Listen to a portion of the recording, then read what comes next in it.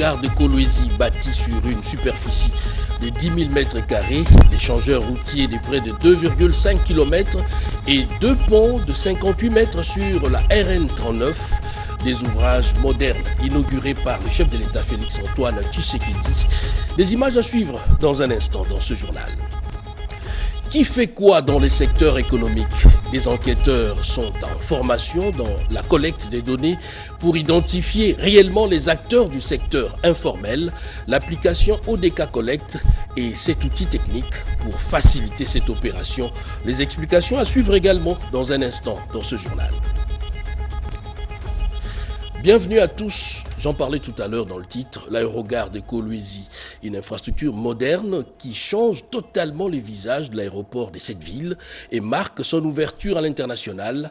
2 ailes distinctes pour les vols domestiques et internationaux, salon VIP et bras satellitaires. Ajouté à cela, l'échangeur routier de Kolwezi. Eh bien, le chef de l'État, Félix-Antoine Tshisekedi, a procédé à l'inauguration de ces infrastructures dignes de ce nom. Pierre Kibambeso Moïsa.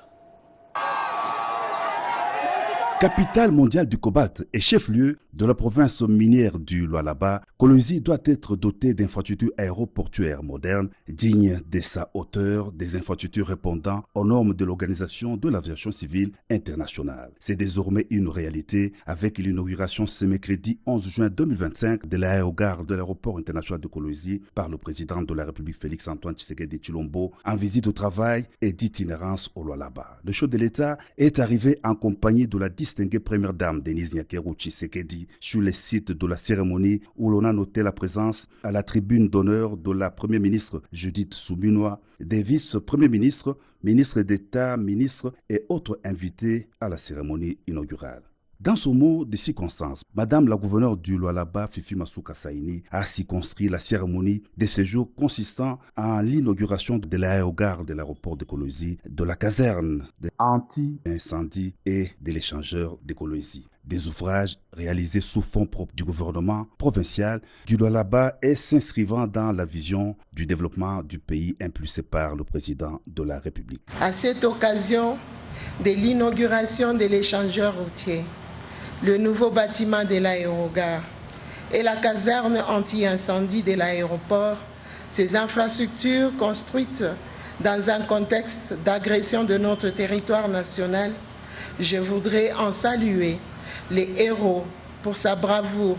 Je cite le premier citoyen congolais, son Excellence Félix-Antoine Tshisekedi Tshilombo, président de la République et chef de l'État, qui ne ménage pas d'efforts pour reconstruire le pays et mettre fin à l'occupation rwandaise. Les responsables des entreprises qui ont concouru à la construction de ces ouvrages et les directeurs généraux de la RVA ont tour à tour abondé dans le même sens, appréciant à sa juste valeur la présence du chef de l'État à cette cérémonie, témoignant de l'importance qu'il accorde à ces projets pour le pays et pour la capitale minière.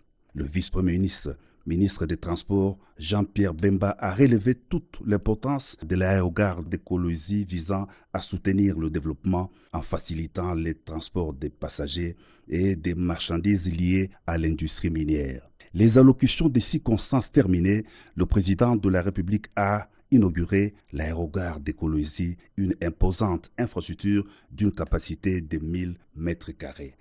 Le bâtiment principal comprend 2 ailes réservées respectivement aux vols domestiques et aux vols internationaux, 2 salons VIP, 3 escalators et des passerelles électroniques.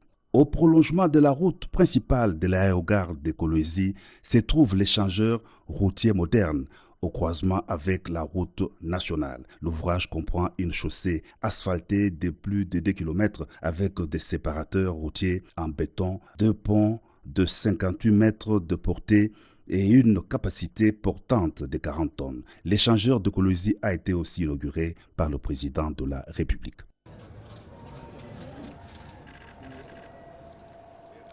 Les inaugurations s'enchaînent. Kolwezi d'hier est différent d'aujourd'hui. Le chef de l'État a inauguré également la direction provinciale des recettes. D'autres précisions dans ces reportages de la presse présidentielle suivaient.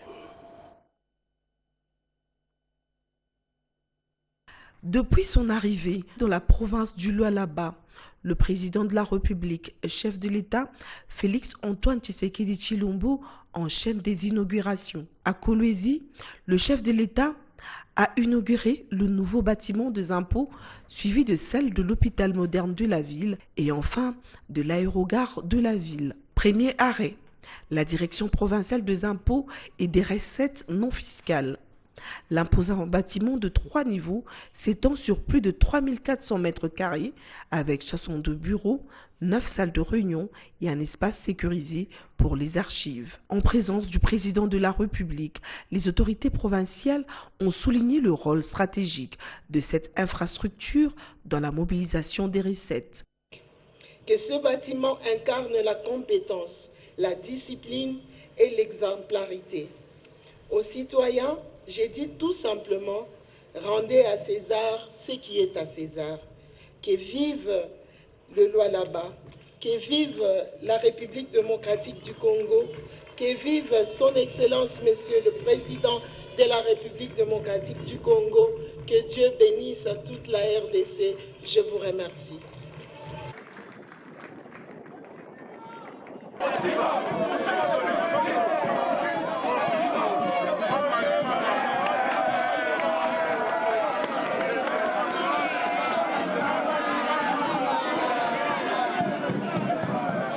Quelques heures plus tard, c'est un autre joyau qui est dévoilé, la clinique moderne de Kolwezi. Une structure hospitalière ultramoderne érigée sur 3600 mètres carrés, répartie sur 3 niveaux et pouvant accueillir 210 patients. La présence du président Félix-Antoine Tshisekedi Tshilombo témoigne de l'importance qu'il accorde à l'accès aux soins de qualité pour tous les Congolais. Lui qui a fait de la santé de ses compatriotes une priorité en posant progressivement les bases de la couverture santé universelle. Avec le soutien direct du président Félix-Antoine Tshisekedi, le Lualaba confirme son rôle de locomotive du développement national. Les défis restent immenses, mais une vérité mérite d'être affirmée avec force. Nous ne sommes plus là où nous étions hier. Le système de santé congolais, malgré les vents contraires, se reconstruit. Et il avance plus vite et plus solidement qu'il ne l'a fait depuis plus d'un demi-siècle. Depuis son arrivée lundi, le président Félix-Antoine Tshisekedi multiplie des inaugurations et marque de son empreinte une tournée de terrain axée vers l'action et l'impact concret sur la vie des Congolais. Et dans un autre chapitre, la Chambre haute du Parlement a examiné et adopté les projets de loi portant régime spécial de sécurité sociale des agents publics de l'État. Janine Kalenga et Gilles Ompiana est bienvenue au salon signé. Ces reportages suivent. Au cours de sa séance plénière du 11 juin 2025, sous la conduite de l'honorable président Jean-Michel Sama-Lukonde Kyenge, le Sénat a examiné et adopté 2 projets de loi. Le projet de loi portant régime spécial de sécurité sociale des agents publics de l'État et la proposition de loi portant création, organisation et fonctionnement de l'ordre des techniciens en développement rural d'Ngoïka Sanji. L'économie du premier projet de loi a été présentée devant les honorables sénateurs par les vice-premiers ministres, ministre de la fonction publique, Jean-Pierre Liaou, qui a défendu une réforme centrée sur la justice sociale et la performance. Ce projet de loi modifie le statut des agents de carrière des services publics de l'État. Le ministre Liaou a mis l'accent sur cette réforme visant à instaurer une fonction publique plus équitable, performante et adaptée aux défis contemporains. Il a souligné la nécessité de remplacer l'actuelle notation par une véritable évaluation régulière des compétences et des performances en phase avec une gestion axée sur les résultats. Suivant cette réforme, chaque agent devra se soumettre à une évaluation triennale débouchant sur des décisions en matière de formation continue désormais obligatoire. De son côté, présenté par la commission mixte PAJDH et Environnement, les rapports concernant la proposition de loi portant création, organisation et fonctionnement de l'ordre des techniciens en développement rural a été adopté à l'unanimité et renvoyé pour un examen approfondi de 24 heures à la Commission Développement Durable et la Commission PAG. Signalons que la plénière a par ailleurs été saisie par une motion d'information de l'honorable Boussa relative à la situation sécuritaire tendue dans les territoires des Boudjala, dans la province du Sud Ubangi, où deux groupements des villages s'entretuent.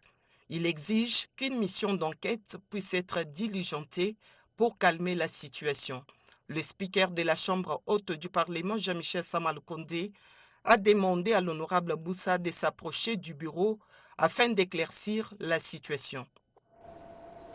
Une année d'existence, une année de dur labeur et de travail axé sur les résultats dans un contexte de guerre d'agression.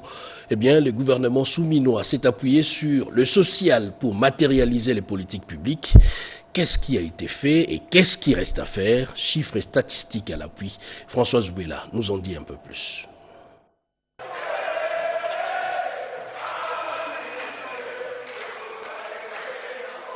« 12 juin 2024, après la longue nuit de débat à l'Assemblée nationale autour du PAG, les élus légitimes du peuple votent à une majorité écrasante le programme d'action du gouvernement, accordant ainsi la confiance à l'équipe souminois investie.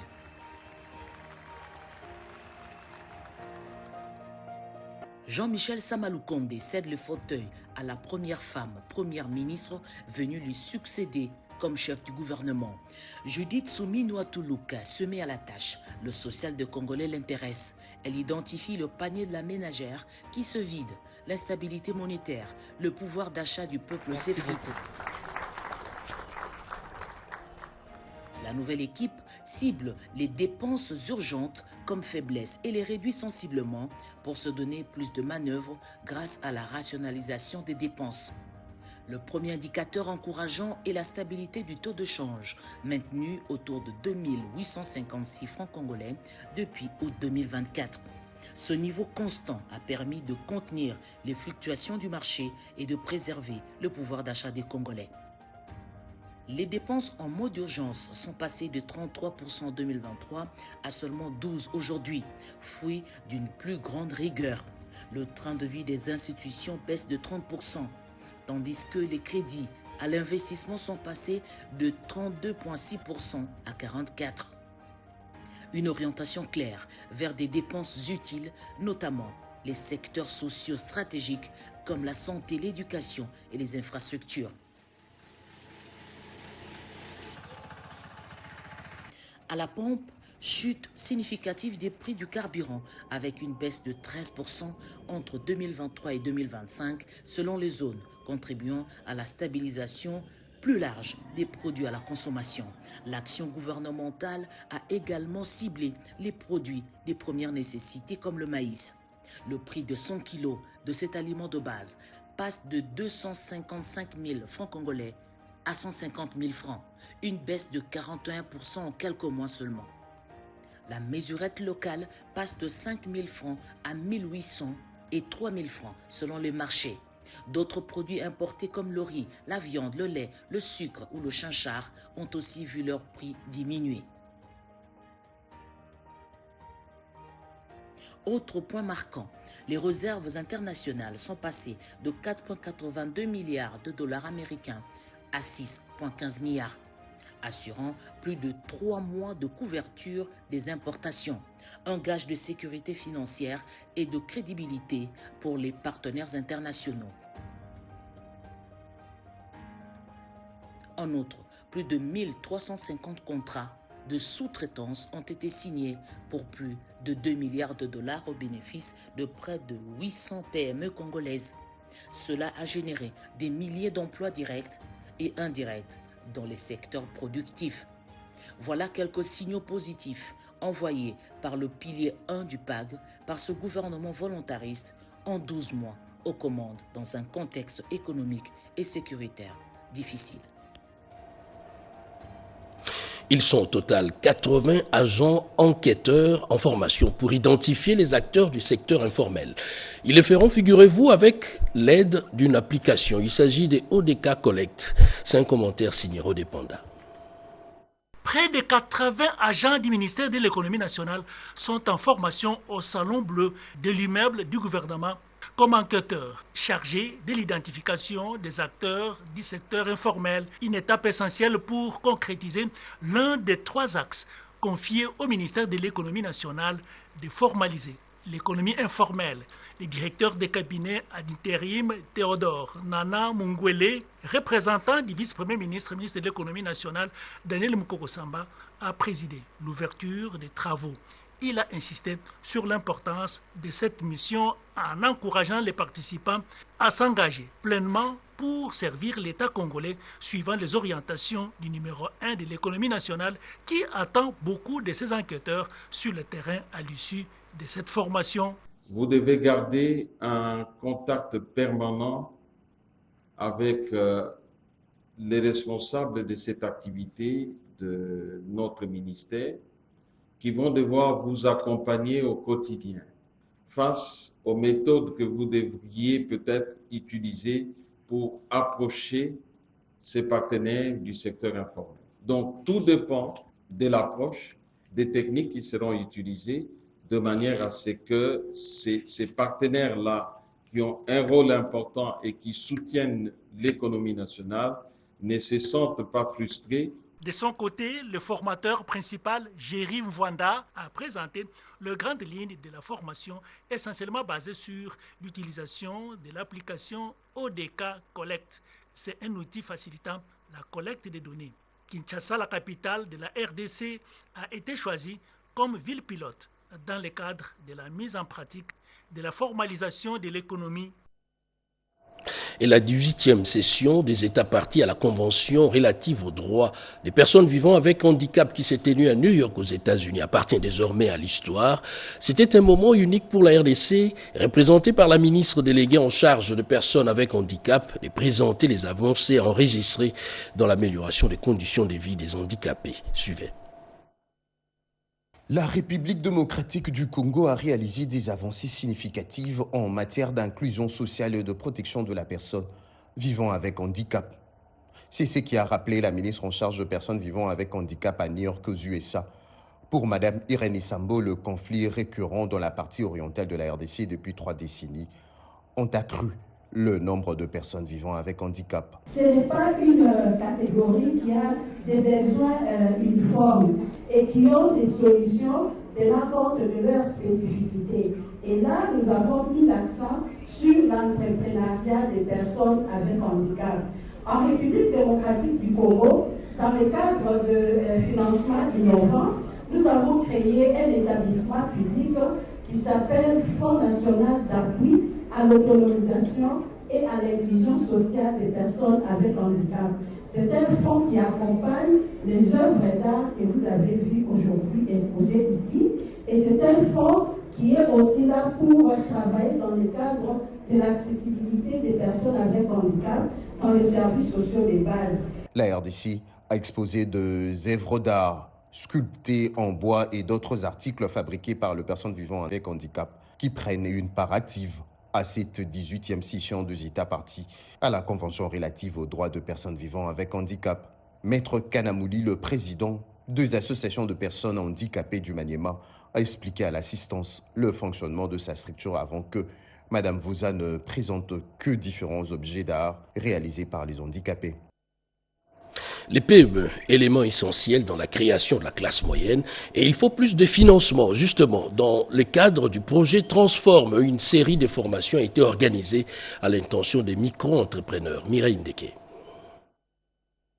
Ayant pour mission de renforcer les capacités de MPME et développer l'écosystème entrepreneurial congolais, le gouvernement, à travers le projet Transforme avec l'appui de la Banque mondiale, a initié depuis le mois de mars une série de formations dénommées formation à initiative personnelle, une formation de type psychologique visant à changer les comportements de micro-entrepreneurs souvent butés face à plusieurs contraintes. La formation à l'initiative personnelle travaille essentiellement sur la mentalité qui va challenger le comportement de la femme micro-entrepreneur en la dotant par exemple de 3 éléments importants qui sont premièrement l'autodétermination, la résistance face aux obstacles et troisièmement, nous travaillons sur la projection vers l'avenir.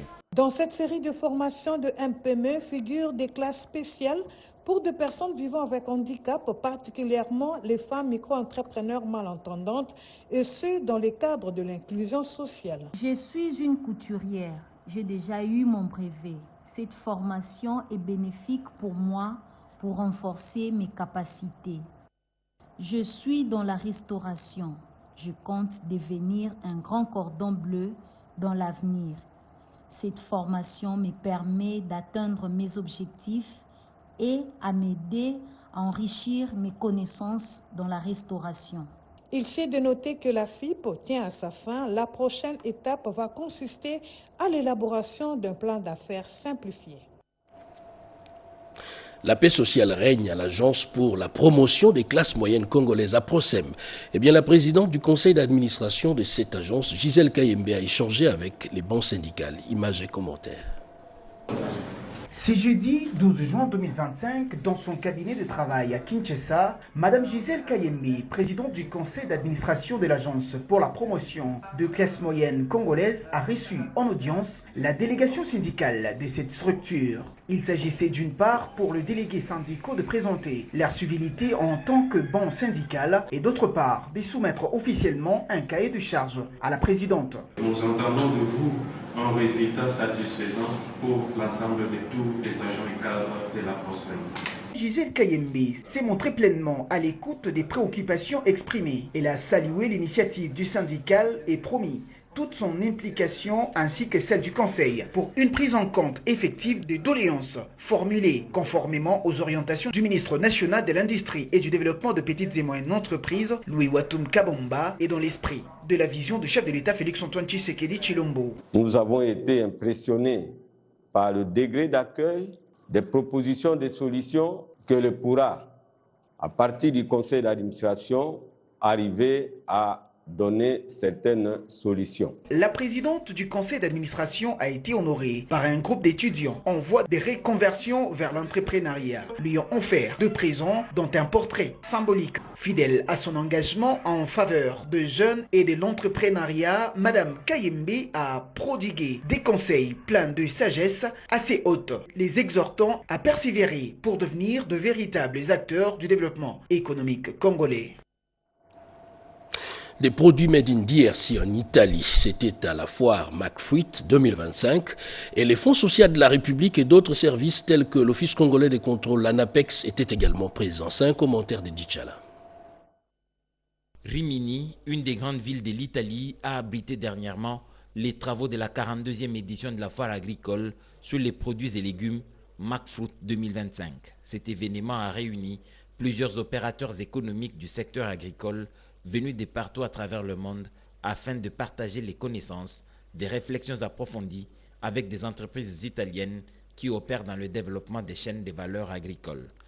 Il s'agit pour la République démocratique du Congo qui y a participé d'une riche expérience en termes de transformation, d'équipement, de formation, en métiers innovants, d'emballage et d'assurance de qualité en normes. Outre le Fonds social de la République démocratique du Congo, qui a marqué sa présence par une brillante intervention sur le programme de transformation de l'agriculture présenté par le professeur Ntoto Roger, lequel programme s'inscrit dans le cadre de l'initiative présidentielle consacrant la revanche du sol sur le sous-sol en République démocratique du Congo, avec l'objectif d'améliorer la qualité du capital humain des agriculteurs, des femmes et des jeunes en l'occurrence, et ce à travers la création d'emplois décents, le développement des compétences dans les métiers agricoles innovants au sein de la chaîne agricole. L'on a noté également la présence dans la délégation congolaise de ce forum quelques hauts responsables et agents de la Fédération des entreprises du Congo, de l'ANAPEX, du FPI, de l'OCC, à travers les expositions de quelques produits congolais au standard RDC. DRC Mining, une véritable plateforme d'échange en RDC dans le secteur minier qui est en sa 20e édition. C'est le ministre des Mines, Kizito Pakapomba, qui a procédé à Lubumbashi au lancement officiel des travaux sur place. Images et commentaires. Le ministre des Mines, Kizito Pakapomba, a ouvert solennellement la 20e édition de la DRC Mining Week, c'est 12 juin 2025 à Lubumbashi. Ce rendez-vous stratégique pour les acteurs nationaux et internationaux du secteur extractif se tient cette année sous le thème 20 ans à façonner les secteurs miniers de la RDC. Dans son discours inaugural prononcé devant une audience prestigieuse composée des représentants gouvernementaux, diplomates, opérateurs miniers, partenaires et investisseurs, le ministre a salué 2 décennies de progrès marqués par la structuration du secteur, la croissance économique et l'essor des infrastructures énergétiques et industrielles. La RDC est aujourd'hui le premier producteur mondial de cobalt et le deuxième du cuivre, mais ses ressources sont épuisables. Nous devons les exploiter de manière responsable pour le bien-être socio-économique de la population, a-t-il déclaré, soulignant l'urgence de promouvoir une gouvernance minière éthique, transparente et durable. Cette édition 2025 s'inscrit dans le cadre de la vision du président de la République, chef de l'État, son Excellence M. Félix-Antoine Tshisekedi Tshilombo, pour qui la bonne gouvernance minière est un levier stratégique du développement durable. La tenue de cette édition jubilaire, dans un contexte marqué par une agression barbare à l'est de notre pays, motivée par la convoitise de nos ressources naturelles, est une preuve éclatante de la résilience du peuple congolais. Kizito Pakabomba a enfin encouragé un dialogue permanent entre les gouvernements, les investisseurs, la société civile et les communautés locales pour bâtir un secteur minier moderne, équitable et résilient avant de déclarer ouverte la 20e édition de la DRC Mining Week. Et justement, parler des DRC Mining, c'est sublimer en quelque sorte cette belle expérience dans le mining en RDC. C'est aussi, dans une certaine mesure, de l'emploi dans l'agro-business. Suivez. Les gouvernements de la République démocratique du Congo a pris une option économique tournée vers la diversification de l'économie nationale. Il s'agit de jeter les bases solides pour permettre d'autres secteurs économiques de monter à puissance aux côtés des activités minières. Agrico a une expérience en la matière. Le global des terres arables, c'est 30 000 hectares. Et alors, à côté de ça, on a 4 minoteries. Une minoterie à Kinsevere, une minoterie à Kolwezi, une minoterie à Likasi, à Kakontoué, et une minoterie à Lubumbashi. Alors, ces minoteries ont des capacités réunies de 850 tonnes par jour. Et alors, donc, ça signifie qu'à côté de ça, nous avons aussi un incubateur des œufs de 300 000 pondeuses avec un taux de pond de 70%. Donc on est en train de faire 210 000 œufs par jour. Et donc le paquet global représente justement donc, les actifs des agricoles. Cette année, on a fait donc 2000 hectares. Nous sommes en train de préparer une campagne pour l'année 2025-2026 pour faire 5000 hectares. Mais nous sommes ouverts à d'autres partenaires qui peuvent venir travailler avec nous parce que nos terres, ce sont nos terres très riches et qui sont dans des endroits bien accessibles par rapport aux routes et les voies d'évacuation. Il faut signaler que le besoin en maïs représente près de 600 000 tonnes rien que pour la province du Haut-Katanga et du Lualaba. La santé au cœur de la 12e session de la conférence de gouverneurs à Kolwezi. Le ministre de la Santé, Roger Kamba, a mené plusieurs activités sur place à Kolwezi. Robert Ndaye, Christelle Ouindoula et Turbo Timanga sont sur place. La République démocratique du Congo, sous le leadership éclairé du président de la République, Félix-Antoine Tshisekedi Tshilombo, a connu une série d'inaugurations des hôpitaux de référence à travers le pays, marquant une avancée significative dans le secteur de la santé. Parmi ces établissements hospitaliers figurent le centre hospitalier Félix-Antoine Tshisekedi Tshilombo à Lubumbashi, l'hôpital général de référence de la Mouya à Mbujimaï, l'hôpital du Kanchati, l'hôpital de référence de Kinshasa et tant d'autres à travers le pays. À Kolwezi, dans la province du Lualaba, l'inauguration de la clinique moderne reste un moment marquant dans le cadre des efforts du président de la République, Félix-Antoine Tshisekedi Tshilombo, pour transformer le paysage sanitaire de la République démocratique du Congo. La clinique moderne du Lualaba est équipée avec les équipements technologiques médicaux de dernière génération et selon le ministre de la Santé publique, Dr Samuel Roger Kamba, cette clinique est en voie de devenir un pôle d'excellence en santé. Au troisième jour de l'ouverture de la 12e session de la conférence des gouverneurs, le travail de panélistes s'est concentré sur les diverses dimensions du thème central, la santé comme facteur de cohésion sociale et du développement durable de province. Le premier panel s'est penché sur la politique nationale de santé publique, vision, priorité et mise en œuvre. L'objectif était de faire le point sur les grandes orientations stratégiques du gouvernement central en matière de la santé. Le ministre de la Santé, Dr Samuel Roger Kamba, est revenu sur le mécanisme des suivis et de redevabilité. Le deuxième panel, les experts en santé, les gouverneurs de province, les vice-premiers ministres, ministres d'État sont revenus sur les financements durables de la santé, dépasser la dépendance à l'aide internationale. Le vice-premier ministre, ministre du Plan, le vice-premier ministre, ministre de l'Intérieur et celui du budget ont focalisé leurs interventions sur le budget de l'État et la priorisation du secteur privé. Cette conférence met en avant les réformes que le ministre de la Santé publique, Dr Samuel Roger Kamba, est en train de mettre en République démocratique du Congo sur l'orbite. Les commerces qui se développent le long des grandes artères de la capitale. L'incivisme aurait-il atteint son paroxysme à Kinshasa? Eh bien, le ministre délégué à l'urbanisme Tengete Lito annonce des mesures fermes pour y mettre fin. Mais pour l'instant, c'est d'abord la pédagogie. Luzen Tsakala. Dans son itinérance dans les grands carrefours de la ville capitale, le ministre délégué à l'urbanisme en charge de la politique des villes, Didier Tengete Lito, a été porteur des injonctions fermes concernant l'emprise des voies publiques, l'insalubrité, les stationnements anarchiques et bien d'autres. Pour la énième fois, le ministre a fait de la pédagogie. Tengete Lito a rappelé que les artères de Kinshasa ne sont pas des décharges publiques. Les petits commerces le long des grandes artères doivent se faire à 15 mètres de la chaussée. Son Excellence, Monsieur le Président de la République, a dit qu'il veut des résultats. Vous savez que dernièrement, il y avait eu des inondations qui avaient quand même causé plus de 70 cas de morts, avec 600 maisons qui avaient été inondées au niveau de Chekina jusqu'en bas. Donc nous sommes descendus nous acquérir de cette situation. Cette situation que nous avons décrite depuis 2019, elle continue encore incessamment. Donc nous avons vu aussi les problèmes liés en fait aux embouteillages, pas vraiment les problèmes, mais surtout les causes.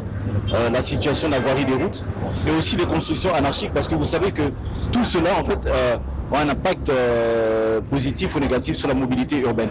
Et c'est dans ce contexte-là pour préparer en fait des mesures que l'on aura à prendre, des mesures coercitives, même palliatives, éducatives, mais surtout beaucoup de problèmes se situent au niveau de la mentalité. Et l'accent sera mis là-dessus sur l'éducation, sur la sensibilisation. On a vu des personnes qui opéraient dans des situations où elles attendaient tout de l'État, mais alors que c'était les premiers pollueurs.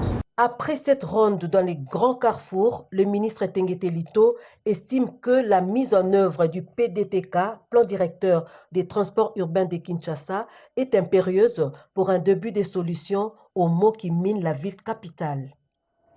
Acteurs publics et privés, y compris ceux de la société civile, ont trouvé un compromis sur les priorités du budget national 2026.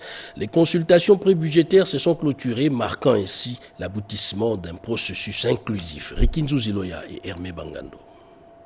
Avec comme mission d'analyser et d'améliorer le projet du cadre budgétaire à moyen terme CBMT et la déclaration sur les risques budgétaires DRB 2026-2028, les consultations prébudgétaires 2026 clôturées ce 11 juin 2025 à Kinshasa par le secrétaire général au budget Pierron Kensana Moko ont atteint leur objectif avec l'appui du projet encore de la Banque mondiale, ce à travers les propositions d'amendement formulées par les parties prenantes au processus budgétaire, lesquelles ont porté sur les grandes orientations de la politique budgétaire et le choix des politiques publiques sectorielles.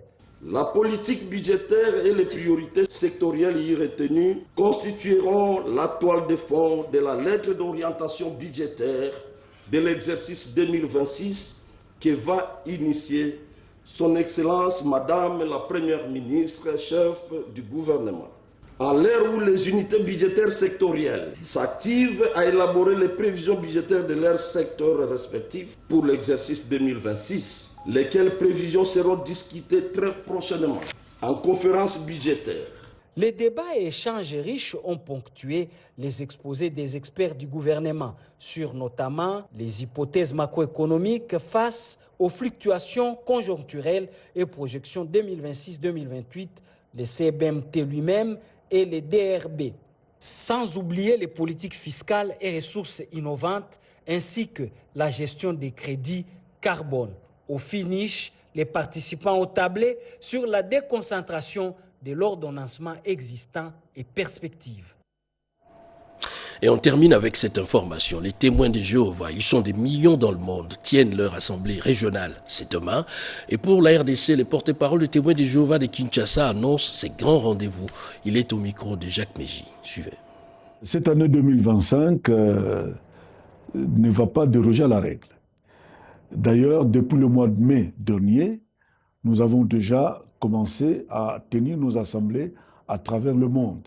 Pour la République démocratique du Congo, nos rassemblements régionaux vont réunir des milliers de personnes sur toute l'étendue de nos territoires, particulièrement ici à Kinshasa. Et ce sera dans nos locaux appelés salle d'assemblée de témoins de Jéhovah, 6 croisements route de poids lourds et la 17e rue alimentée au quartier Kingabois. Le thème pour cette année sera des plus motivants, à savoir les cultes que Dieu approuve. Et vu le nombre de témoins de Jéhovah de la ville de Kinshasa et leurs sympathisants, les rassemblements vont s'étaler sur 13 week-ends d'affilée. Et ce cycle de rassemblement va déjà s'ouvrir ce vendredi 13 juin dans notre salle d'assemblée jusqu'au 31 août prochain. Et voilà, c'est la fin de ce journal de 20h sur la RTNC. 23h, Erika Bamba, 7h demain, Serge Merlet-Mata est retrouvé demain à 20h, Sandra Niangui. Excellent suite de programme sur nos antennes et bonsoir chez vous.